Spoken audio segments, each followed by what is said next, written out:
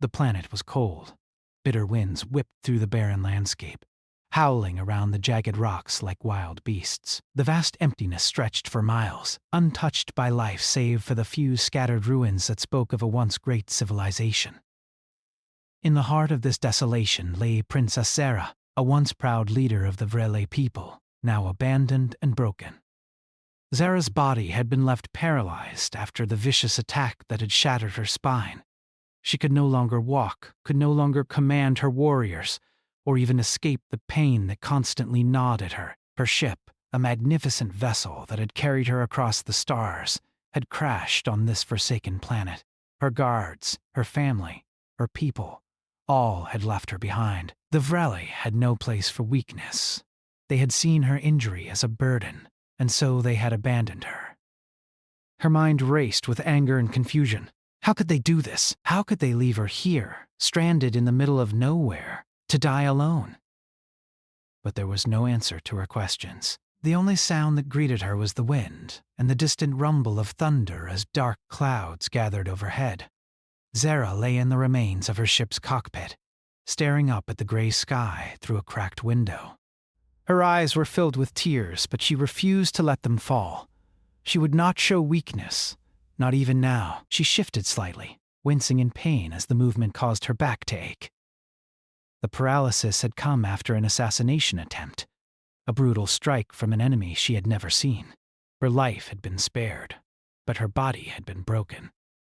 Since then, she had only known darkness and silence. Suddenly, a figure appeared in her vision, breaking through the shadows of the ruined ship.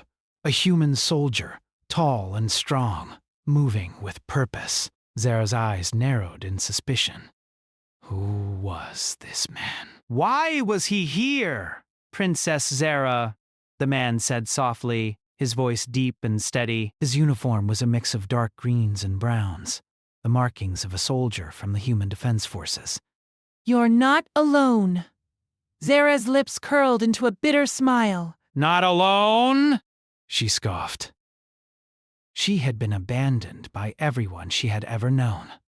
Her people had cast her aside like an old, broken tool. No, she was most definitely alone. But the man didn't leave. He moved closer, kneeling beside her, and his eyes filled with a strange mix of pity and determination. I'm Ethan, he said, his voice gentle. I know you're in pain, but I'm here to help you. Zera tried to turn her face away, but she could feel the heat of his gaze, the sincerity in his words. She hated it. She hated the idea that someone, especially a human, would dare offer her help. She was a princess, a leader of her people. She didn't need help from anyone, especially not from a race she had once thought of as inferior. But she was helpless now, trapped in this broken body, stranded in the middle of nowhere. I don't need your pity, she snapped, her voice hoarse from disuse. Leave me. Go back to your war. I am no longer of any importance. Ethan didn't flinch. He simply continued to look at her with that same steady gaze, as though he hadn't heard her words at all. I'm not leaving, he said firmly. Zera's breath caught in her throat, a strange feeling stirring within her. She hadn't expected this. A human refusing to leave her side? A human who could easily turn and walk away from the wreckage of her life, choosing instead to stay and help. She narrowed her eyes, studying him carefully. What did he want from her? What was his game? Ethan seemed to sense her distrust. I'm not here to hurt you, princess. I'm here to help you get back on your feet, if you'll let me. She stared at him for a long moment, her mind racing. It wasn't just his words that struck her. It was the way he looked at her, the way he refused to back down. Most would have run at the sight of a broken alien princess, especially one from a race as powerful as the Vrele. But this man, this human, was different. Her anger flared. Why am I even listening to this? She thought. Why should I care what he says? But there was something in his eyes, a quiet strength, a kind of calm that she hadn't seen in anyone in a long time.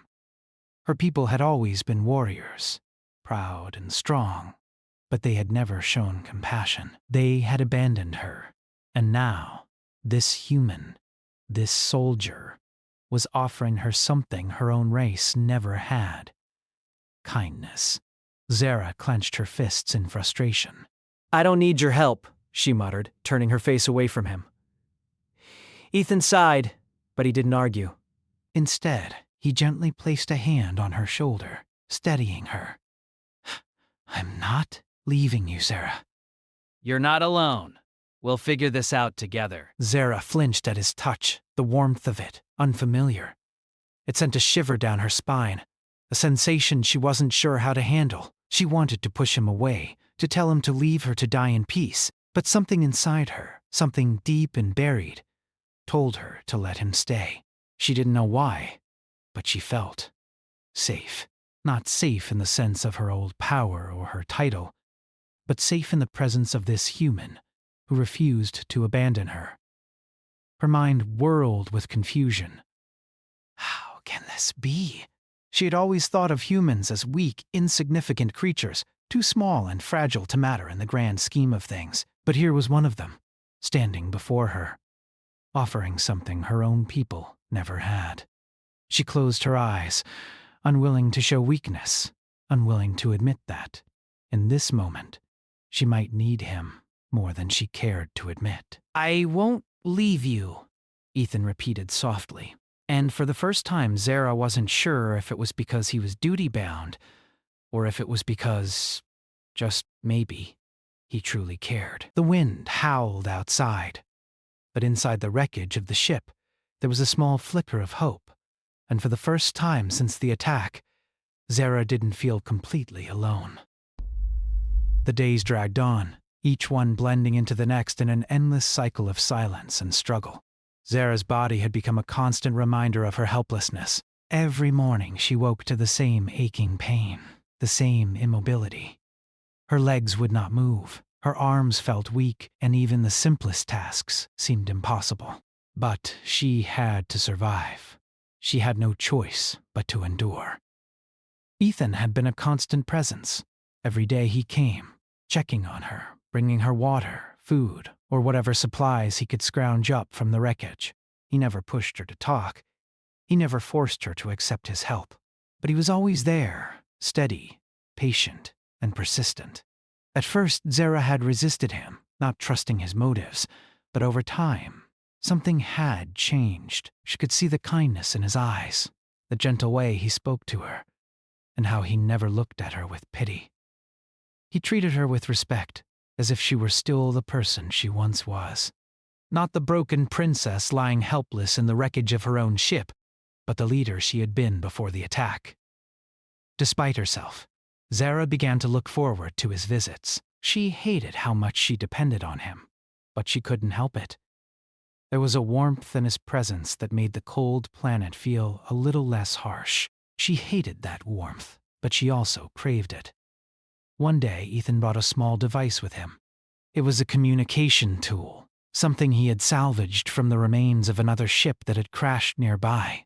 It wasn't much, but it could send a distress signal, one that could reach beyond the planet and, if they were lucky, to someone who could help. Zara watched him work on it, her eyes narrowing in suspicion. She had heard of the humans' ability to repair things, their knack for fixing what seemed broken, but she was still hesitant to place her trust in him completely. You think someone will answer? She asked, her voice rough. Ethan glanced at her, his expression soft. It's a long shot, but it's our best chance. Zara didn't reply. She didn't want to admit how much she wanted it to work, how much she wanted to escape this place. But the thought of going back to her people, the ones who had abandoned her, was just as painful. She wasn't sure if she could ever face them again. Ethan finished setting up the device, his hands moving with practiced ease. When it was ready, he turned to her. I'll send out the signal. Maybe someone will hear it. Zara gave a stiff nod, trying to appear indifferent, but her heart raced in her chest. What if someone did answer? What if they came for her? She wasn't sure if she was ready for that. She wasn't sure if she wanted to go back to her life, to the people who had thrown her away like discarded trash. Ethan activated the device, and a soft hum filled the air. Zara watched as he typed in the coordinates, his fingers moving quickly across the screen. It wasn't much, but it was a start. A small chance in a universe that had given her nothing but pain and abandonment. As the signal went out, there was a brief moment of silence, a pause in time where nothing moved. Zara couldn't help but hold her breath, hoping, praying that someone, anyone, would answer. But as the minutes passed, her hope began to fade. She knew it was a long shot, a fragile thread that could snap at any moment. She had learned long ago not to get her hopes up, especially when it came to the people she had once called family. Ethan seemed to sense her growing uncertainty. He didn't say anything, but there was a shift in his demeanor. He didn't give up. He kept trying, working on the device, trying to make the connection stronger. And Zara couldn't help but watch him, the determination in his actions stirring something deep within her. For the first time in days, she felt a flicker of something other than anger or fear. It was a small spark, but it was there. Hope. She couldn't remember the last time she had felt hopeful. Even before the attack, when she had been strong and powerful. She had never known what it was like to trust someone completely. She had always been the one who led, the one who took charge, never the one who needed help. But now, here she was, needing help more than ever. Ethan looked up from the device, his eyes meeting hers.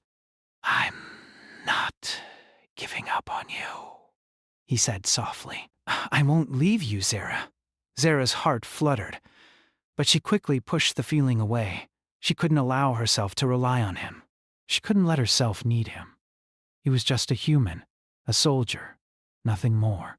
She had to remain strong, for herself, for her people. But as the days turned into weeks, something changed in Zara. She began to depend on Ethan, not just for the physical help he provided, but for something deeper. She began to trust him in a way she had never trusted anyone before, and that terrified her. One morning, as Ethan was helping her with some basic exercises to strengthen her muscles, Zara found herself speaking before she could stop herself. "Why are you doing this?" she asked, her voice barely above a whisper. Ethan paused, his hands gently supporting her as she shifted her position. He didn't seem surprised by the question, but there was a flicker of sadness in his eyes. "Because you deserve help," he said simply. "Because everyone else left you. But I'm not going to leave you." Zara wanted to argue, to tell him that he didn't understand, that she didn't need his help. But the words stuck in her throat. She had no answer to his kindness, no defense against his unwavering presence. She looked away, her face flushing with frustration. She hated how vulnerable she felt, how exposed she had become in front of him. She was supposed to be strong, a leader, not someone who needed to be cared for. But Ethan didn't care about her title, or her strength, or her past. He cared about her, and that realization shook her to her core. As the days passed, Zara found herself looking forward to Ethan's visits more and more. She didn't want to need him, didn't want to rely on him, but she couldn't help it. He had become her lifeline, the one thing in this cold, empty world that made her feel alive. She didn't know what the future held. She didn't know if the distress signal would reach anyone. But she knew one thing for certain. She wasn't alone anymore. And for the first time in a long time, that thought gave her a sense of peace. The days blurred together as Zara and Ethan continued their life on the barren planet. The harsh winds, the endless stretch of empty land, and the distant gray skies had become their world. Zara had grown accustomed to the silence, to the feeling of being trapped in her own body. But Ethan's presence was a constant, a small thread of warmth in an otherwise cold and unfeeling world. Zara had never imagined that she would find herself in such a position. The princess of the Virali, a race known for their strength and superiority, reduced to a helpless, dependent being. It was a bitter reality she had struggled to accept. But with Ethan's help, she was learning to survive. Not just physically, but emotionally, too. He had helped her regain strength in her arms, slowly easing her back into some semblance of movement. She could now sit up on her own without assistance, a small victory that felt monumental. Every day, he encouraged her, giving her a purpose in this world that had once felt so vast and indifferent. But it was more than just physical help. Over time, Zara began to notice the quiet companionship Ethan offered. He wasn't just a soldier helping a stranded alien princess. He was someone who genuinely cared for her, even in her broken state. And that terrified Zara. She didn't know how to handle it, didn't know how to respond to the kindness that seemed to flow so freely from him. It was as if he saw her for who she was, not just a powerful leader, but a person. "I'm going to check on the communication device," Ethan said one day, his voice breaking through Zara's thoughts. She had been staring out at the horizon, watching the wind sweep across the barren land, lost in her own mind. She nodded, her gaze following him as he walked over to the small table where he had set up the makeshift communication device. The signal was weak, and though Ethan had tried every day, no one had answered. She hadn't expected anyone to. Her people had abandoned her, and the thought that anyone would come to her rescue felt like a distant fantasy. Zara's heart ached as she thought of her family, of the people who had once looked to her for leadership. They had left her here to die. She had tried to convince herself that she didn't care, that they weren't worth thinking about. But the truth was, she had always wanted their approval. She had always wanted to be the perfect leader. And now, that was gone. Her thoughts were interrupted when Ethan turned toward her, a small frown on his face. He walked over, his boots crunching in the gravel beneath him. "There's no signal," he said quietly. "But we'll keep trying." "I'm not giving up!" Zara forced herself to smile, though it didn't quite reach her eyes. "It doesn't matter. Even if they do hear us, I don't know if I'm ready to face them." Ethan's expression softened. And for a moment, Zara could see the understanding in his eyes. He didn't push her, didn't try to convince her otherwise. He just sat beside her, silent for a moment. "You're stronger than you think," he said finally. "You've already survived more than most would have. And you're still here, still fighting." Zara looked away, feeling a lump form in her throat. She hadn't realized how much she had been yearning for someone to say those words. The words she had told herself 1,000 times, but hearing them from someone else, someone who had no reason to lie, was different. It meant something. "I don't feel strong," she admitted, her voice barely above a whisper. "I feel lost." "You're not lost," Ethan said firmly. "You're here. And you're not alone. Not anymore." Zara didn't respond. She didn't know how to. She had never allowed herself to be vulnerable like this, never allowed anyone to see her pain. But Ethan saw it, and for reasons she couldn't explain, she didn't mind. The silence stretched between them, comfortable and companionable. Ethan didn't push her to say more, didn't ask for anything in return. He simply sat with her, and for the first time in a long while, Zara felt like she didn't have to pretend to be something she wasn't. Over the next few days, their routine continued. Ethan kept working on the communication device, trying to fix the signal. Zara spent most of her time on the ship, working on her exercises, slowly rebuilding the strength she had lost. She was frustrated by how slow the progress was, but each small victory felt important. Every movement she regained brought her one step closer to the person she had once been. One morning, as Zara was practicing lifting herself into a sitting position, Ethan returned to the ship with news. His face was tense, his eyes serious. "They found the signal," he said, his voice low. Zara's heart skipped a beat. "What?" She turned to face him, her mind struggling to comprehend the words. "They found it?" Ethan nodded. "It's not a clear signal, but I managed to get through. Someone on the other side is answering.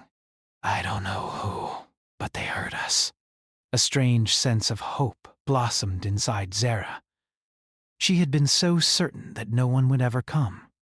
Her people had abandoned her, and the thought that anyone else would care seemed impossible. But now, it was real. There was a chance. There was someone out there. Who is it? Zara asked, her voice trembling slightly. Ethan hesitated. I don't know. The signal was too weak to get clear coordinates. But they're sending a ship! They'll be here in a few days. Zara's breath caught in her throat. A ship. They were coming for her. The possibility that she could leave this place, that she could escape the memories of abandonment and pain, was within reach. But even as the hope blossomed, she felt a strange hesitation in her chest. What would she do when she was back? Would she return to the Brali, to the people who had left her behind? Would they accept her again, or would she be nothing more than a reminder of their weakness? Zara shook her head, trying to push the thoughts aside. She couldn't worry about that now. She had to focus on the present, on the fact that help was on the way. She had to believe that things could get better. As the days passed, Ethan worked tirelessly on the communication device, trying to keep the signal stable. Zara's mind was a whirl of confusion and fear, but also a small, fragile hope. For the first time in a long time, she allowed herself to dream. Maybe she could go home. Maybe there was a future for her, after all. But as the days passed, Zara began to realize something she hadn't fully understood before. No matter what happened when the ship arrived, she wasn't the same person she had been. The experiences she had gone through, the time she had spent with Ethan, had changed her. She had learned to depend on others, to trust someone who wasn't part of her world, and in a way, that was more important than anything else. She wasn't alone anymore, and maybe, just maybe, that was enough. The ship arrived on the 5th day, just as Ethan had promised. The planet that had once felt so vast and cold now seemed smaller, less distant, as if the universe itself had pulled them closer together. And for the first time since her world had shattered, Zara felt a glimmer of hope that things could be different, that there could be a future, a place for her in this vast galaxy.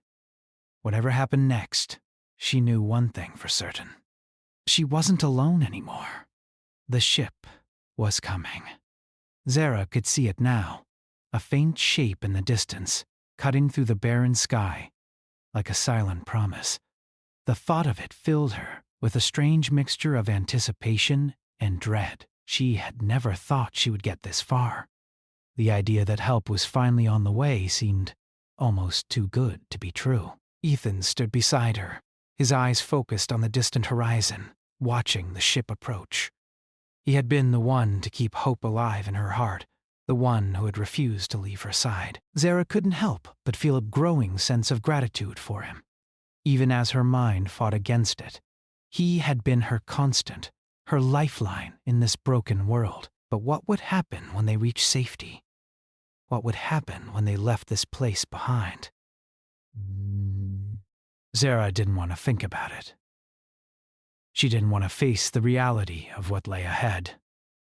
She had spent so much time surviving, so much time focused on the here and now, that she had never allowed herself to think about the future. But now, the future was crashing down on her like a wave she couldn't escape.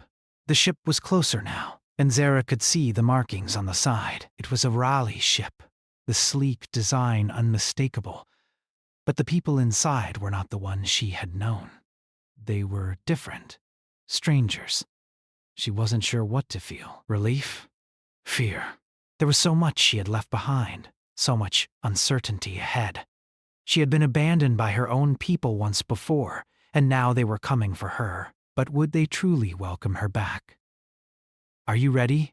Ethan asked, his voice soft, but full of the same steady determination that had been his constant companion since the day they had met.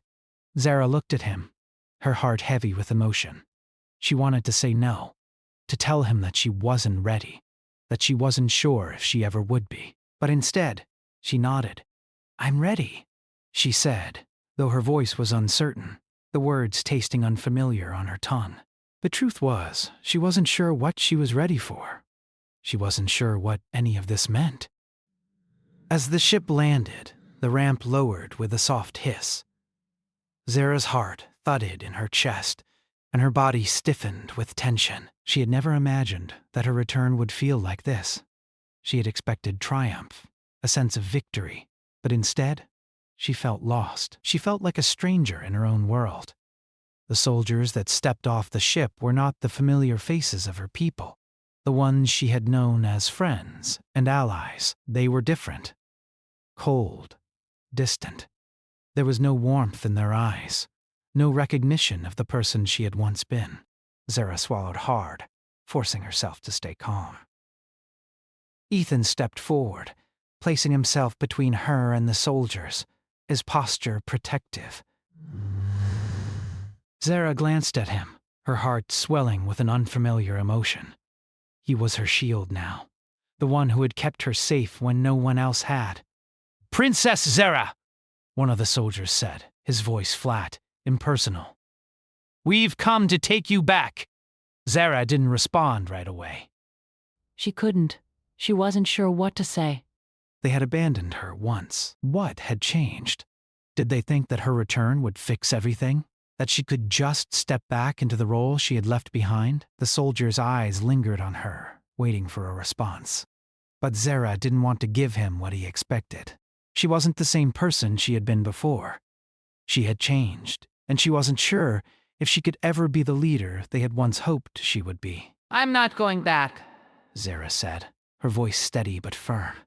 She could feel the weight of her decision pressing down on her, but it was the only choice that felt right. She couldn't go back to a world that had left her behind. She couldn't return to a life that no longer felt like her own. The soldier looked at her, his face unreadable. "You have no choice." "The Empress demands your return." Zara shook her head, her mind racing. The Empress, her mother, the one who had abandoned her without a second thought. What kind of return could she possibly expect after everything that had happened? "I don't belong there anymore," Zara said, her voice breaking through the tension. "I've seen too much. I've learned too much to go back and pretend that nothing's changed." The soldier's expression hardened. "You're making a mistake, Princess. The Vrali will not forgive this." Zara didn't flinch. She had already been abandoned once. The thought of returning to her people, to the expectations they had placed on her, was suffocating. She didn't belong in that world anymore, not after everything she had been through. Ethan stood beside her, his presence steady and unwavering. "She's made her choice," he said quietly, his voice calm but firm. "And I'll stand by her." The soldiers glanced at each other, their eyes filled with doubt and confusion, but none of them made a move. They couldn't force her to return. They couldn't make her be the person they had once hoped for. Zara turned away from them, her heart pounding in her chest. This was it. The moment she had feared was finally here. But even as fear gripped her, she felt something else, a sense of freedom, a strange sense of release. For the first time in so long, she wasn't bound by the expectations of others. She wasn't defined by the weight of her title. She was just Zara, a person, not a symbol. Ethan placed a hand on her shoulder, a simple gesture, but one that meant more than words could express. She turned to him, meeting his gaze. There was no judgment in his eyes, only understanding. And in that moment, Zara realized something she hadn't fully understood before. She had always thought of herself as the strong one, the leader. But in truth, it was Ethan who had taught her what strength really meant. Strength wasn't about power or control. It wasn't about being invincible. It was about standing by someone, about showing them that they were not alone. And Ethan had done that for her every single day. "Are you sure about this?" Ethan asked, his voice soft but filled with concern. Zara nodded. "I'm sure." "I have to make my own path now." And with that, Zara took her first step away from her past, away from the expectations of her people. and into a future that was uncertain, but hers to shape. The soldiers may have wanted her to return, but she had already found a new path. A path where she wasn't defined by her title or her past, but by her choices and the person she had become. The soldiers didn't try to stop them as they left the ship behind. They simply watched, unsure of what to do. Zara didn't care. She wasn't going back to a life that didn't fit her anymore. She was moving forward with Ethan by her side. And for the first time in a long time, she felt like she was finally where she belonged.